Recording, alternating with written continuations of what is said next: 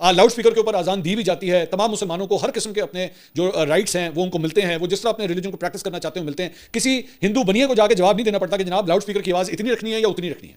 किसी हिंदू बनिए को जाके ये नहीं बताना पड़ता कि जनाब मैं अगर यहाँ पे अपने अपार्टमेंट में रह रहा हूँ तो क्या मैं यहाँ पे गायें ज़िबा कर सकता हूँ, क्या मैं यहाँ पे बकरा ज़िबा कर सकता हूँ कि नहीं कर सकता हूँ। आपको ये जाके बताने की जरूरत नहीं होती कि जनाब ये मेरे मजहब के अंदर ये डिमांड है जिसकी वजह से ये सब कुछ मैं कर रहा हूं। हमें इस चीज़ की करने की यहाँ पे जरूरत नहीं होती। वहां पे जाके आपको किसी को ये बताने की जरूरत नहीं होती कि जनाब मैं अगर फलां लड़की से शादी कर रहा हूं तो इसका मतलब ये नहीं है कि मैं यहाँ पे जो है ना आबादी के जरिए इस मुल्क के ऊपर कब्जा हासिल करने की कोशिश कर रहा हूं, जो आप वहां पे मुसलमानों के साथ करते हैं। आप लव जिहाद का नाम जो है ना वो आपके मुल्क के अंदर चलता है, मुसलमानों के खिलाफ आप लोग लव जिहाद का लफ्ज जो है वहां पे इस्तेमाल करते हैं कि जनाब किसी हिंदू लड़की की शादी मुसलमान से ना होने पाए, क्योंकि इस तरह हिंदू लड़की भी मुसलमान हो जाएगी और आगे जो बच्चे होंगे वो भी सारे मुसलमान होंगे। इस किस्म की ज़हनियत जो है ना यहाँ पे नहीं चलती। ठीक है, तो इसलिए पाकिस्तान के बारे में मुंह खोलने से पहले ना को 35 दफा सोच लिया करें।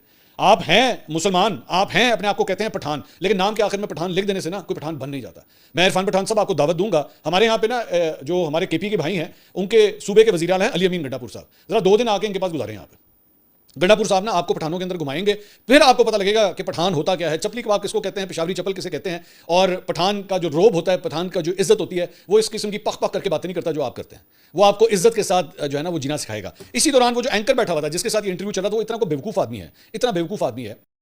डिस्कशन हुई बीच में अंपायर्स के बारे में, स्टीव बकनर के बारे में एक डिस्कशन हुई, वेस्ट इंडीज के अंपायर होते थे, तो उसके बारे में उसने कहा कि नहीं वो तो बहुत बुरे अंपायर थे और पता नहीं उन्होंने तो क्या डिसीजन दिए। तो वो उसने जो होस्ट थे उसने कहा कि जी वो स्टीव बकनर ने एक दफा टेंडुलकर के कंधे के ऊपर बॉल लगी थी, मैकग्रा की बॉल के ऊपर, तो इसने स्टीव बकनर ने आउट दे दिया था। और उसने कहा पाकिस्तान, मैं तो बताना भूल गया कि आकिब जावेद ने जो हैट्रिक की थी शारजा के अंदर, आकिब जावेद ने एक हैट्रिक की थी, तीनों इंडियंस को 3 इंडियन खिलाड़ियों को उसने आउट किया था, जिसके अंदर आकिब ने जो है वो रवि शास्त्री को सबसे पहले एलबीडब्ल्यू किया था, नंबर 2 पे अजरुद्दीन एलबीडब्ल्यू हुए थे और नंबर 3 पे सचिन तेंदुलकर एलबीडब्ल्यू हुए थे। ये 3 खिलाड़ी जो है आकिब जावेद ने 7 विकेटें उसके अंदर हासिल की थी और 7 विकेटें हासिल करके 37 रन उन्होंने दिए थे। तो उस वक्त ये रिकॉर्ड बनाया था आकिब जावेद ने। तो वो जो हैट्रिक थी उसके ऊपर ये जो एंकर था वो आगे से कहता है कि वो जो एलबीडब्ल्यू दिए थे वो इतने गलत एलबीडब्ल्यू दिए थे, पाकिस्तानी अंपायर था जिसने वो एलबीडब्ल्यू दिए थे और आकिब जावेद की हैट्रिक करा दी थी। वो इतना गधा और बेवकूफ़ है। ये सामने आपके स्कोर कार्ड है, ये उसका सारा डेटा है। अंपायर जो दोनों अंपायर वहां पे खड़े हुए थे ना वो श्रीलंका के थे, वो पाकिस्तान के नहीं थे। और दोनों अंपायर जो एक का नाम बीसे कोरे था और दूसरा जो था उदया विक्रमासिंघे, ये दोनों श्रीलंकन अंपायर्स थे जिन्होंने आकिब जावेद के लिए वो हैट्रिक जब उसकी हुई थी तो उसने आउट का डिसीजन दिया था।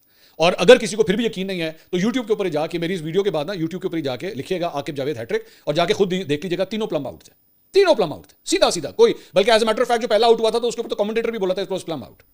तो आप लोगों की जो पाकिस्तान नफरत है ना उसमें आप इतने अंधे हो जाते हैं। वो तो आप सिर्फ अकेले तो नहीं है ना, वो और भी जो आपके जर्नलिस्ट हैं जो उन्होंने जंग के दौरान झूठ बोले, पूरी दुनिया ने लानत भेजी आप लोगों के दौर फिटे मुंह आपकी जर्नलिज्म का, दौर फिटे मुंह आपकी सहाफत का, कि आप लोग पाकिस्तान से नफरत के अंदर ना इस हद तक आप आगे चले जाते हैं। शर्म आनी चाहिए। एक दफा स्कोर कार्ड पहले पढ़ लिया करें, देख लिया करें, उसके बाद आके बकवास कर लिया करें कि आप पाकिस्तान के बारे में क्या बोल रहे हैं।